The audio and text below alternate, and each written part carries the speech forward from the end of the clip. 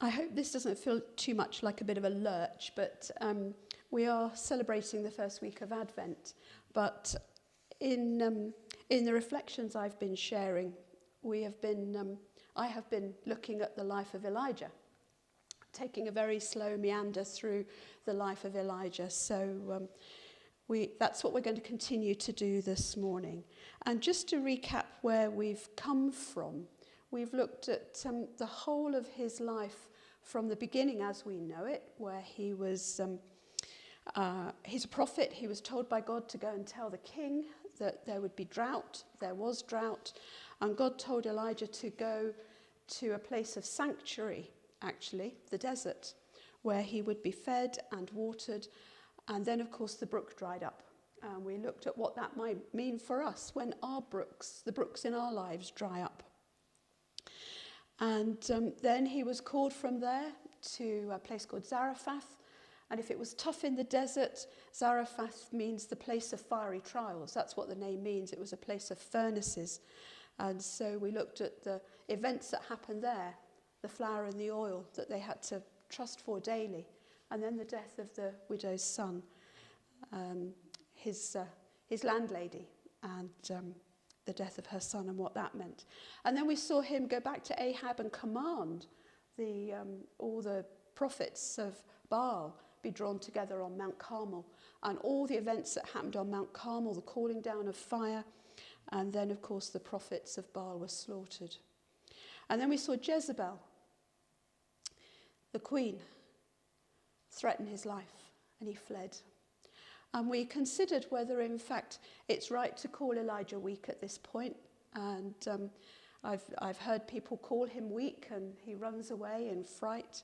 Actually, personally, I think he had just about lost the ability to cope with any more stress and was probably suffering with a form of PTSD. Not that they knew that term then. You won't find that term in the Bible, but his life was under threat and he was under overwhelming stress, and he fled.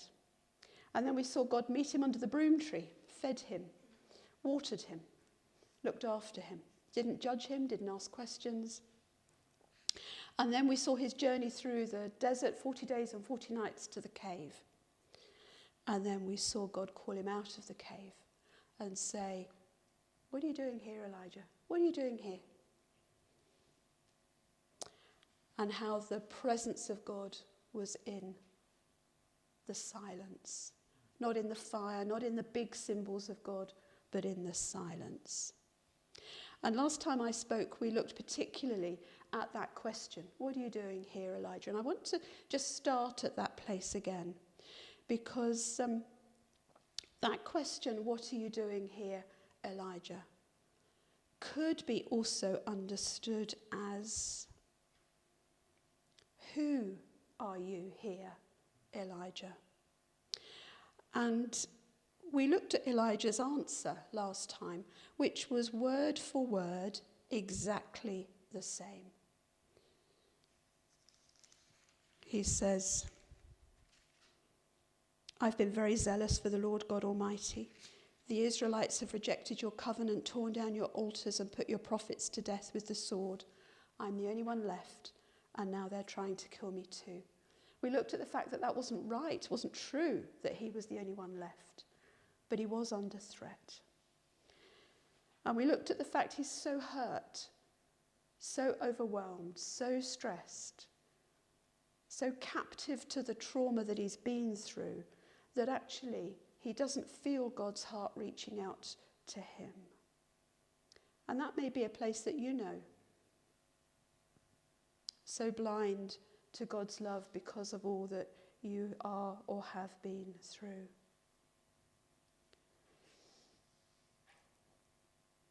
And if Elijah was expecting to meet the God of judgment on this mountain where Moses met the God of judgment, God's saying, you're wrong. I'm not going to judge you here for all that happened on Carmel. I've not abandoned you. I've still got work for you to do. And that may be a message for somebody today as well. I still have something for you to do. I still have purpose for you. Despite all that's happened, Despite how you feel, despite how old you are, there's more. There's more I have for you. And then, as I said, that question that can be rephrased as, who are you here, Elijah? Who are you so deeply hurt?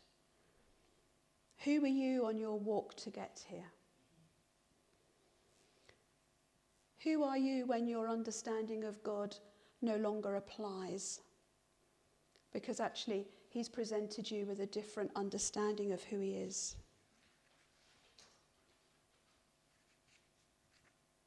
Who are you in the cave, Elijah? Who are you when your great accomplishments actually don't mean anything now? Who are you in the desert? Who are you when there's nothing left? And I think God says that to us sometimes. Who are you when everything's been stripped away and all you've got left is you before the Lord? So it's a fundamental question. And in a way, that's the question Elijah answers, I think. He doesn't answer the what are you doing here? He answers the question, who are you here? Because that's when he answers as the prophet. I've been zealous for you, God. I'm the prophet, but I'm under threat. And then the grace of God is that he confirms Elijah in his role as prophet and has more work for him. But the point I want to focus on today is that, let's read it and then I'll draw the point out. He says, this is at 1 Kings 19, starting at verse 15. The Lord said to him, go back the way you came and go to the desert of Damascus. When you get there, anoint Hazael king over Aram. Also anoint Jehu, son of Nimshi, king over Israel. And anoint Elisha, son of Shaphat, from Abel-Meholah, to succeed you as prophet. Jehu will put to death any who escape the sword of Hazael, and Elisha will put to death any who escape the sword of Jehu. Yet I reserve 7,000 in Israel, and all whose knees have not bowed down to Baal, and whose mouths have not kissed him.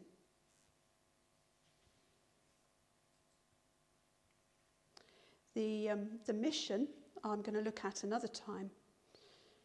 I want to look at that little phrase, go back the way you came. There's nothing hidden in the meaning of those words. If you look up those words in the Hebrew, that's exactly what they mean. Go back the same way. And when I was thinking about this, I was looking at the commentaries. What do the commentaries say about it? They don't say anything. They don't hardly mention it. And yet for me, there seemed to be significance in it. Why would God direct that Elijah go back the same path that he took to get to the mountain, to get to the cave? And to be honest, I struggled with it. Why is it there if nobody comments on it? Why is it there if nobody can draw meaning from it? So I pondered it, and then I stopped and thought, well, what would it mean for me?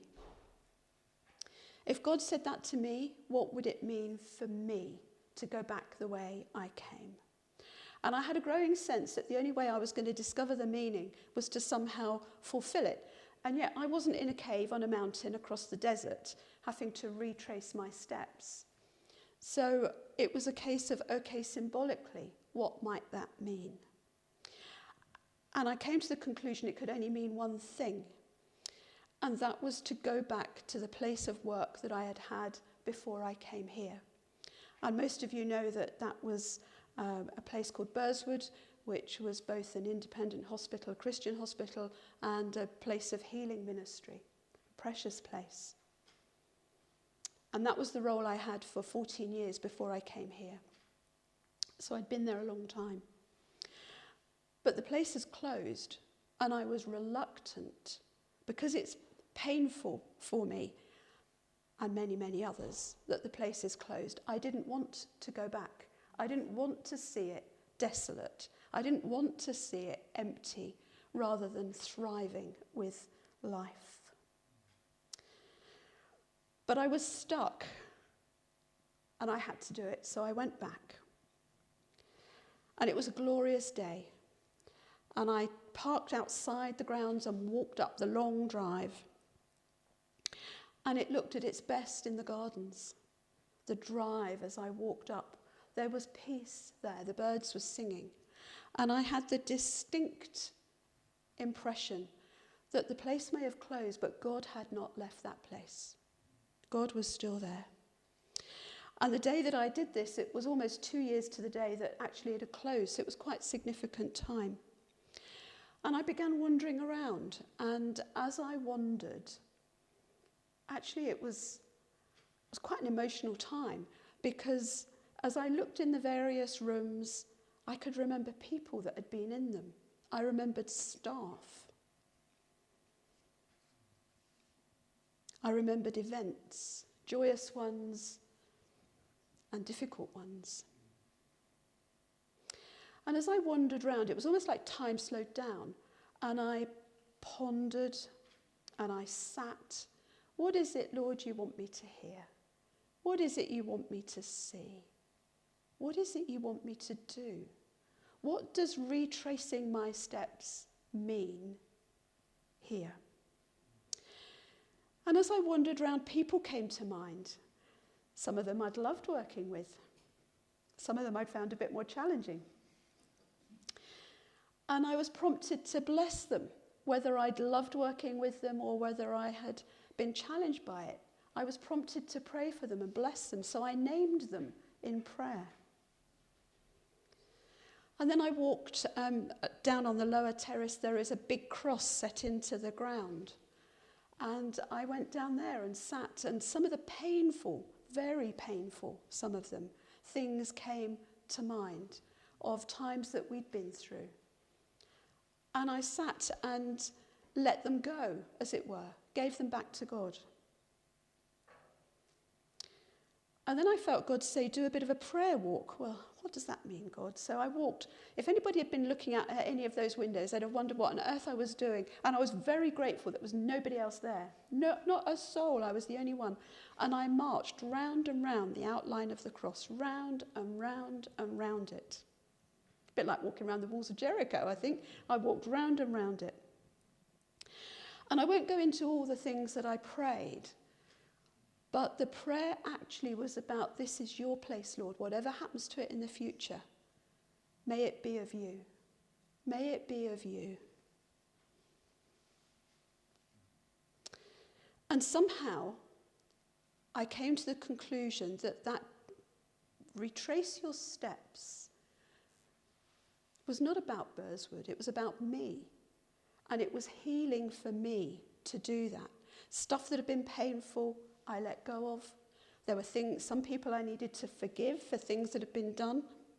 Some people probably I needed to ask forgiveness from. But I could only have done that there. And so when I was thinking about Elijah, so what did that mean for Elijah then?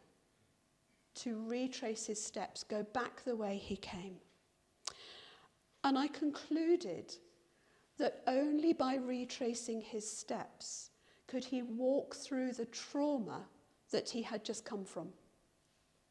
As he retraced his steps and maybe thought about how he was when he got to that particular place, how he was when he had sat under that particular tree, the events that had taken him there, only then, perhaps, could he begin to let something go, to ask for forgiveness where it was required, to confess his weakness, if there had been weakness, to revisit the trauma.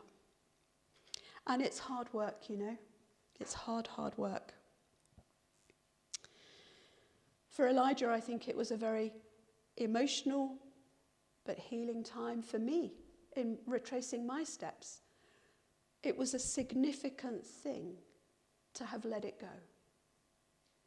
And for all of us, I guess, there are things in life where God asks us to retrace our steps, to go back the way we've come, because there is something in our past that needs restoring, renewing, forgiving, letting go of. And sometimes we can only do it if we are prepared to revisit that place, whether it's emotionally, whether it's physically, whether it's symbolically. Clearing the decks for the way ahead. So if that's why the Lord's called you here these few days, or for this day, don't struggle over it. If he's put something in mind, let him lead. But may you find your healing in it. Amen.